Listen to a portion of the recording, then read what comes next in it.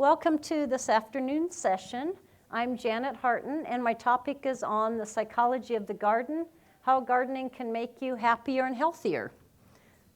Again, I'm excited to have you this afternoon, and I hope that the morning, and I already know that the lunch was delicious, and I want to hear more about that dessert after my talk. I keep hearing about the dessert. I take it was fairly healthy though, right? Okay. Yogurt. So it wasn't brownie supreme with whipped cream and cherries? Okay. All right. This is my true story, and it's true that I still am so excited. I just tingle with delight thinking back to being 4 years old. I grew up in the Midwest, been out here 30 years, but just remembering the smell of my mother's marigolds. It's like it was yesterday to me. And my memory isn't all that good on other things, but for plants and smells and things like that, it truly is something that at 58 years old, I'm shocking myself that it seems like it was just yesterday. There's been a lot of research on the topic of horticulture, health, and happiness, and I'd like to go over sort of the ins and outs of it, and it won't be boring in the sense that I'm going to cite references, but I do want to say that this is evidence-based, it's research-based, rather than either propaganda or just anecdotal information. So I'm going to try to keep it interesting, try to keep it to something that you can feel like you can leave and have some kind of grasp on what, if any, of this might motivate you to get out and get your hands dirty and grow something or take care of that wonderful 100-year oak tree in your backyard that might need some tending. So if I can motivate you to do something outdoors, then it's almost guaranteed that you'll be happier and healthier. With that, I'd like to go over some of the documented benefits of being in a garden setting. These cute little boys are all from an elementary school in San Bernardino. We did some research in psychology, in horticulture. I'm a plant scientist. And we used myriads of graduate students in physical and social sciences. And we used master gardeners, some of whom are professors in social and physical sciences. And these were 3 of the second graders that partook in our weekly, every Friday afternoon garden project. And they spent a half hour in the garden, and we did some short-term and then longer-term, more durable research, asking them questions and getting an idea of what really was the motivating factor for them in the garden. Their curriculum was all tied to the state curriculum. So we had physical science, we had, of course, PE, we had nutrition. It was all tied together. But the looks on their faces, I think, says it all. They were all discussing whose strawberry that was, which of them actually was going to claim it. And I took the picture and fled because they needed to duke it out to deal with that themselves. First of all, I'm going to start really general and then hone in on more specifics. There's a lot of cognitive benefits to being outdoors, some of which are enhanced cognitive functioning, improved concentration, stimulated memory.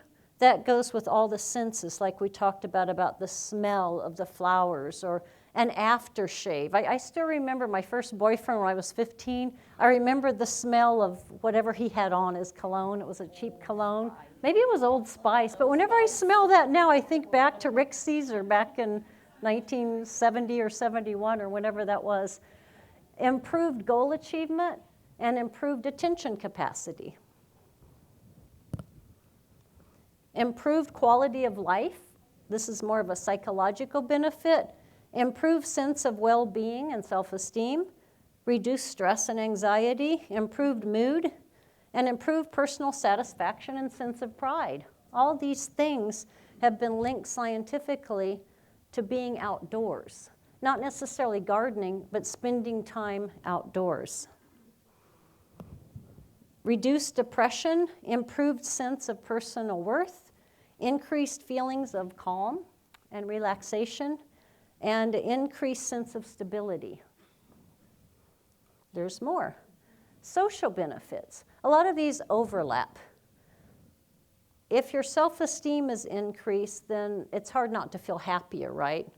And so it's a little bit of one woven into the other. So it's a holistic sort of, not a one-size-fits-all, but it definitely pulls social science and also the more tangible things, how we would just rate our quality of life together. Social benefits, improve social integration. A lot of the research shows that students work together better if they're trying to solve a problem and they're in a garden setting than if they're trying to solve that same problem in a classroom. So tell them what you want them to discuss and put them out in the garden. And there's some mental health therapy now that's finding a similar type of alternative to lying down on the couch and talking. Improved group cohesiveness. Physical benefits. These are what we hear about all the time. Improved immune response, decreased stress, decreased heart rate, improved overall physical health, improved fine and gross motor skills, and eye-hand coordination. All right. With that said, we're going to get more specific on what some of these benefits are and how that in your own life you can take advantage of the parts that look the most fun, because the parts that will grab you are going to be the ones by which you can gain the most. It always comes back to motivation, and so if we can get you out there walking a little bit more, appreciating nature for what it is, then the goal of wanting to do that more and more will be attained. One of the earlier research papers in the topic of what is this all about, and does horticulture really help people heal and get well and feel better sooner? Dr. Bob Ulrich, who's retired now, this research was about 20 years ago at Texas A&M. He conducted research on gallbladder patients that had long since been released, but the hospital he conducted the research had 2 floors and everything else was exactly the same, but the view from one was of a brick wall and the view from the other was a traditional landscape, sort of a quad area. So he looked at the records. This was after the fact. So it was double blind. He didn't know whether patient A or B had the view or not. So he wasn't coming in with some kind of preconceived answers and making the data fit. So he just had randomized patient A through patient F, and then it was all duplicated. And he found out that patients with the view of some kind of landscape or anything other than just a brick wall were released significantly sooner. They tended to take their medications on schedule, even after they got home, and they tended to rate their experience in the hospital as higher. So that was real cutting-edge research, and a lot of people were very skeptical. But looking over the paper, it was published in a revered journal, and it was true that going in, he had no idea which patients had what view, and he set it up just to look at the results. And it was sort of the beginning of what we've called now therapeutic horticulture. We'll talk about horticulture therapy in a little bit, but that's a more clinical approach. So we're talking a lot right now about just the therapeutic value of horticulture. This is really exciting. This just came out last year, that literally getting your hands dirty can release serotonin and improve your feel-good, just like if you had a runner's high from being outdoors and running a marathon. So your feel-good brain energy is going to be enhanced. And the serotonin levels have been measured to be higher. And the reason is that there's a specific soil bacteria, that's the genus species, it's a Mycobacterium bacilli, and it's actually released. So even if you don't touch the soil, so if you just had a manicure, then you can still gain some benefits. Just being near enough it, that even the microbes itself in the air or in the drift or being in the vicinity of that soil can have a similar but somewhat latent and less expressed effect. So this is really something, there's lots of theories as to why this is. A lot of evolutionists think that it's because of the hunter-gatherer, and there had to be some reason to get people, agrarian society, into farming, and that could very well be. For whatever reason, these studies are coming out that do really look intensely, and they tend to be positive about the benefits of being outdoors. Another bit of recent research was that there's increased levels of dopamine in the brain that can create sort of a state of bliss when you're harvesting, looking, or touching vegetables, fruits, food that you've grown. And that is really incredible. So again, you don't even have to be a gardener to do that. You could be at Loma Linda Market in the produce department and have that feeling. So we don't know all of the whys, but we do know the whats.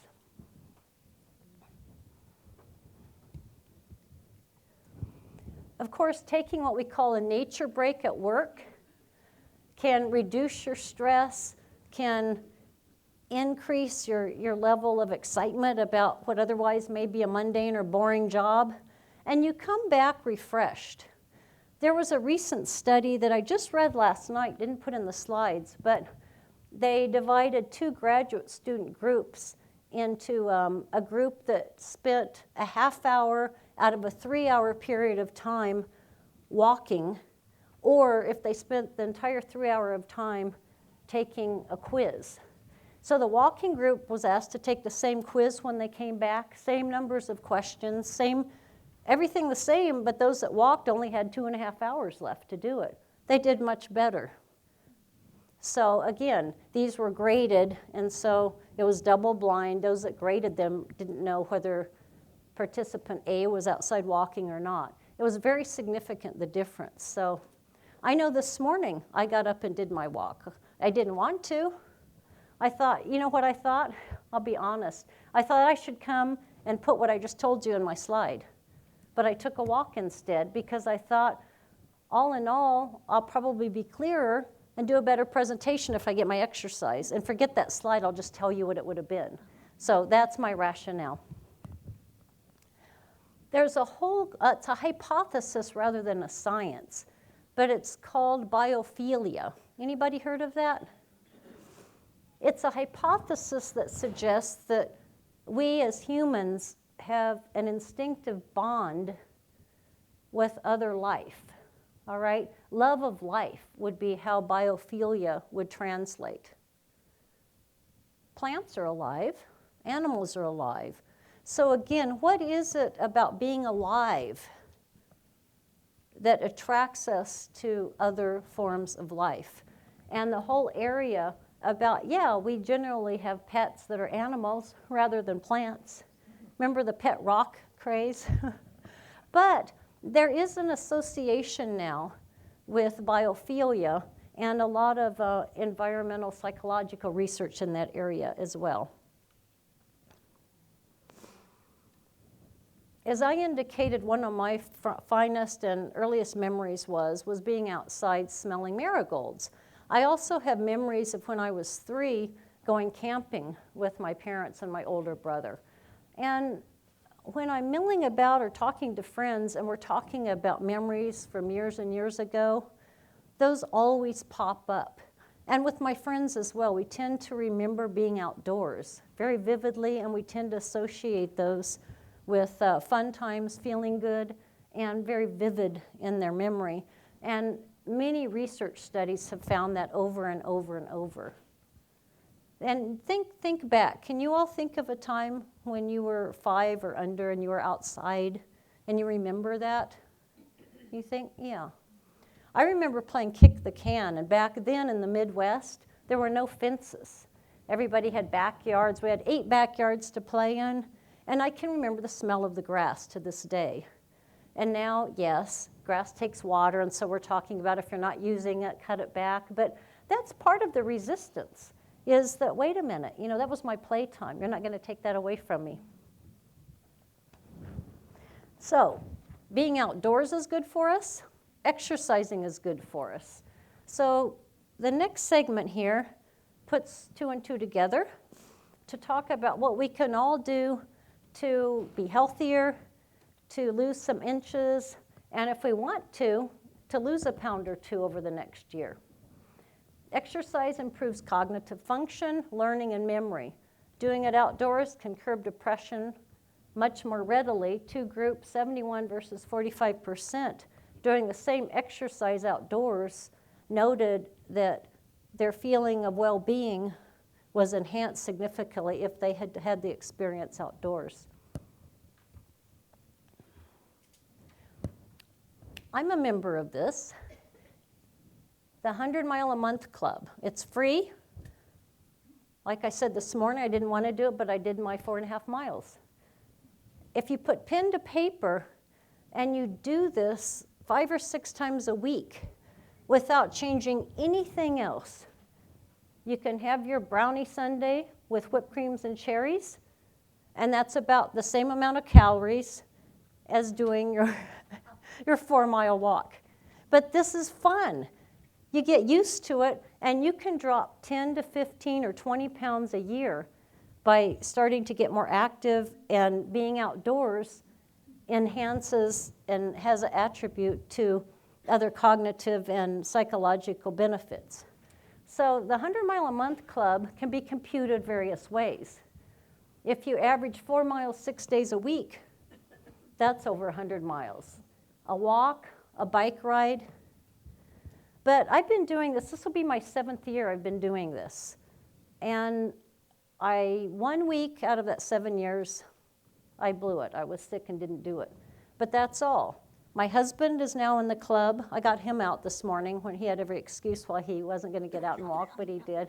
My 2 best girlfriends, who are lawyers and always are stressed, are in the club. So it's something that over time, you could drop this much weight, and more importantly, just feel better in 1 year from doing this. So my friends and I, we never count calories. We eat what we want. We just get out and get moving. There's something called healing gardens. Anybody have a healing garden at home? Do you wish that you had a healing garden at home? Even if you have a condo or apartment, you can have a healing garden. In fact, those are really cozy ones. We just moved our niece into a studio apartment, and she thinks she died and went to heaven. She loves it. And I'm a little jealous. I love the small space she has. And she has a little garden. I'm thinking, why do I need this 3-bedroom, 2-bath house? I like her little studio. So there's various sizes, there's different shapes, and there's different reasons for having healing gardens. They're increasing in numbers. They are a growing trend. Hospitals have them, rehabilitation centers, some at hospitals, some not. Schools, parks, shopping centers have them. There's a new trend for perimeter walking in shopping centers and malls, and having an attached atrium or having some plants, at least in the interior, to have it more of an outdoor beneficial experience. My friend Michael Jackson, who retired from the East Campus at LLU, is a master gardener, and he was a real pioneer on the East Campus at having the rehab rooms all open out, walking out to a garden. It was phenomenal. So Michael is, as a master gardener, he's very involved in healthy communities. And he'll be giving, I will put a plug, one of the activities we're doing through the Master Gardener program, it's a Tuesday evening, February 24th in Montclair. Michael's going to be doing a free seminar to anyone that wants to come on the pioneering work and how we can work with healthy communities, no matter what your background is, to look at bringing horticulture more into the mainstream for a healing environment. So just email or call me if you'd like to come. We're taking reservations. We talked about a field of science called horticultural therapy. In general, we can say therapeutical horticulture, just meaning for whatever reason we do well when we're outdoors. But horticultural therapy is actually something that now is requiring licensing in Canada, and many states in the United States are starting to look more and more at having the science of it be tied to a degree. All right, so I don't want to confuse what the two are or aren't. But when you talk about therapy, then you're talking about physical rehabilitation. You're talking perhaps about eating disorders, anxiety, attention deficit, dementia. All these things are involved in horticulture therapy. My Master Gardener coordinator and another Master Gardener are taking an online course through Chicago Botanic Garden in this, and then they'll go to Chicago for a week and meet like-minded peers and actually talk about how they can share in their volunteer work, the premise. In fact, this is my friend Barb, who runs the program at the Chicago Botanic Garden, Barb Craer, and she's a retired occupational therapist. So she has a horticulture program there. They have pulleys to bring houseplants down to a level of functionality. They have different kinds of surfaces, different grades for rehab, and increased flexibility, hand strength, eye-hand coordination. All these things can be involved with therapy and horticulture. That's some of the gardens in Chicago. Again, different levels. Isn't it beautiful? Of course, you can't feel the humidity. 85 degrees and humidity at least that high. Yeah. Just enjoy the picture. Enabling gardens. That's a real common term now. Enabling what? It could enable you to use a tool easier. It could enable you to get around physically easier, just to think better. I like the concept of enabling you to get away from work. So enabling and whatever the positive is at the other end of the enabling, all right? This is the Wellness Garden in Palm Springs. And it's wonderful. It's probably about 2 acres. It's a beautiful desert landscape, very peaceful, lots of signage. You can sit and relax. And again, you don't feel that it was 122 degrees when I took that picture. The humidity wasn't there, but at 122, do you really care? Okay, so if you want your own little niche at home, if you want your own little space, you may or may not allow a spouse or a child in, that's your decision, but have an area, first of all, where it won't remind you of anything you didn't or you forgot or don't want to do. So does that mean not to have a vegetable garden there? Possibly.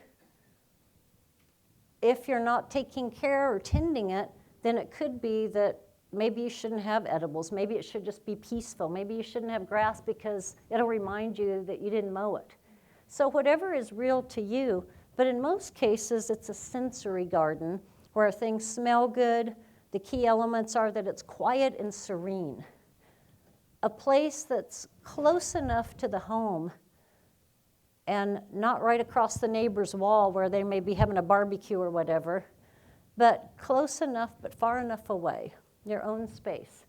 So again, sensory in nature, maybe a butterfly garden, that can be really peaceful, comfortable seating, and low maintenance. Again, you want to get away from the stress. You don't want to just be reminded of another 5 things that you need to do that you don't have time to do. Here's some examples. Lots of studies have shown that just looking at pictures for a half hour of these is the next best thing to having one. So whatever you can do, if it's just subscribing to some kind of magazine that you can take outside and read that's bringing about some kind of calmness and serenity, a topic that you find relaxing, a reading area. So these come in all kinds of shapes, sizes, and locations, but it doesn't take a large back 40 to make your little niche. You could have one wall where you have something that grows fast, like honeysuckle, and it smells good. You could have a chair. You could have a little area where you might have a hammock if you like to lie down, and have some container or some potted plants if it's on a patio. So you can make it as simple or as elaborate as you want. Okay, some other findings about horticulture. I love this one. Beware of spending more money in shopping malls if they're well planted. Students tend to do higher math quicker and have faster reflexes if there's plants around in math labs than otherwise. I want to talk now about edibles, because a lot of us want to grow, if we're going to spend time in our garden, we want to grow something productive that we can eat. A lot of research on bringing back the victory garden and why it's so important that we grow our own food. What are the health benefits? So the interest in backyard, community, and school gardens in the last 8 years has just jumped. People want to cocoon, they want to have a backyard garden, or if they can't do that because they're in an apartment, they want to join with others and have some kind of a plot at a community garden at the apartment or at the condo or somewhere else. You know about the Get Moving theme, and the Smithsonian has recreated now a 1940s pamphlet on victory gardens. And when I was there 2 summers ago, they actually had a garden that was with heirloom plants. So this is something that there's a lot of research in. There's now this is up to about 46 million households now participate in some sort of gardening. That's a lot in the United States. School gardens are huge. We have a lot of our Master Gardener volunteers very enthused about working with teachers and PTAs, administrators, and parents, who then work with the children in the garden.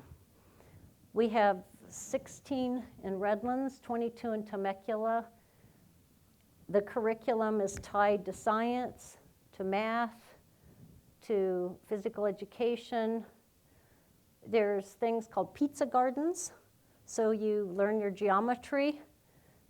So you have to know, first of all, if it's set up with irrigation, how to set up a round irrigation system with a pivot, how to divide the garden. If you divide it into 8 pieces, you know, how much of that is 1/8 of the garden. So there's a lot of curriculum and a lot of excitement. How many of you have heard of farm to school food and that kind of thing? That's a big movement, a huge movement where, again, let's grow locally. Let's eat food that hasn't had to have any pesticides applied to it. Let's make sure it's fresh. And why don't we just grow it in the school ground or grow it close enough that the farmers markets can be involved? So there's a lot of excitement throughout California about the farm to school programs. Just some examples. Riverside has a huge one, by the way. Santa Monica has a big one. They're going on 14 years now. Home of the Cool Lunch. This is a helper distributing the snacks from the farmers market. And they have a lot of local farmers around, but within 10 miles of the schools, coming and sharing and working with the students to learn how to grow the food in the garden, and also supplementing what they can't grow in their garden because of space limitations with farmers who will bring in from farm to fork organic produce. Davis Joint Unified School District outside of Sacramento has done a wonderful organic gardening program. You can see the various ingredients, and that's the kitchen there at one of the schools. And there's couscous and a Moroccan orange and olive salad. Doesn't that look good? It looks so good. So the children learn all aspects of gardening and healthy eating. salad bars are really big now too. So here's some of the team. They look happy too. It looks like a fun thing to do.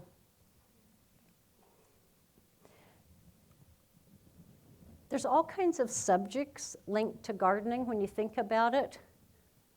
Practically everything that's in the curriculum can be linked to gardening.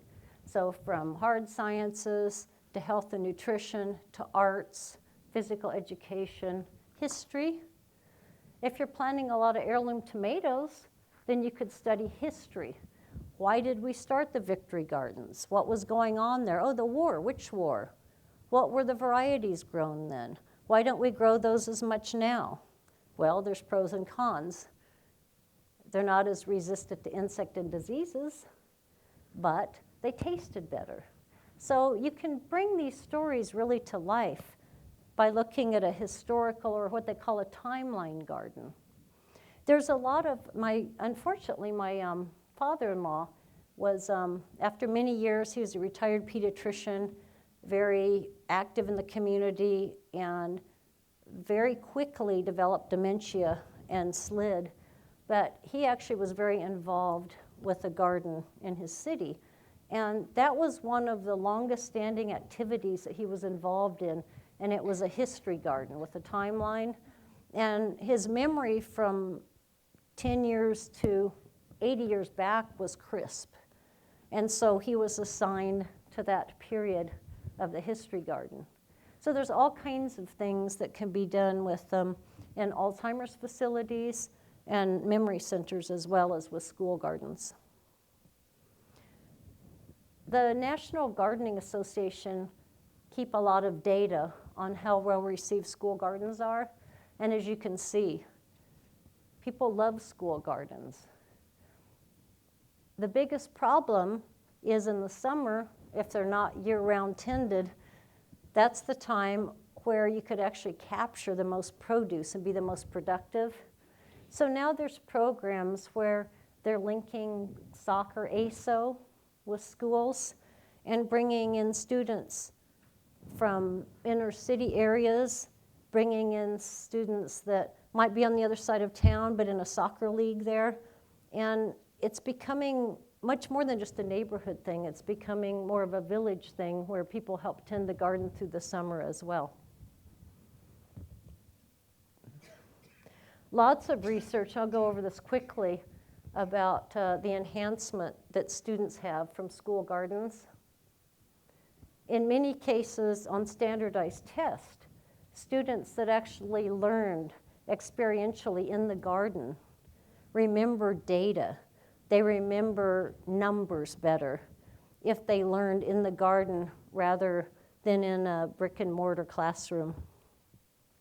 Science and math achievement tends to go up with students that have been involved in school gardens. And I'm just showing you some of the references. There's a lot of data on this. Significant gains in GPA, social studies, math, English.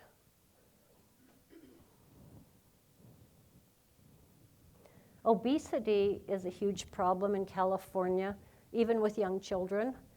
And obviously with healthier eating and being able to have the From Garden to Lunchroom Table program alive and well, we have students that are actually at the end of the year wanting to garden in their own backyard, or if they're in an apartment wanting to have a container garden or grow some herbs.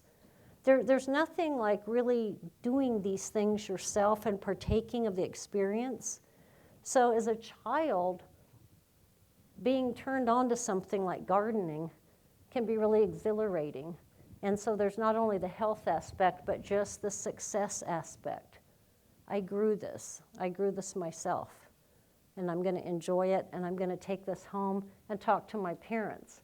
Maybe I can get them to enjoy fruits and vegetables a little more too.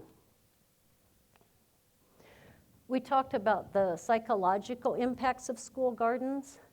A lot of studies coming out showing that, again, the congeniality and the awareness of one's role in a group.